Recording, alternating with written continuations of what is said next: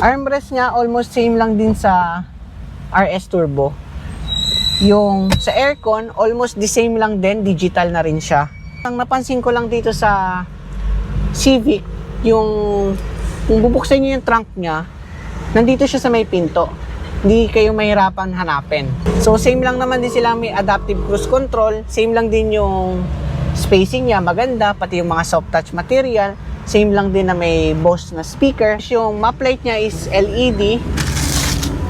Tapos yung visor niya, hindi siya nag-update. Same lang din na hindi pa LED. Pero same lang din na may auto dim na rear view mirror, same lang din na may sun visor.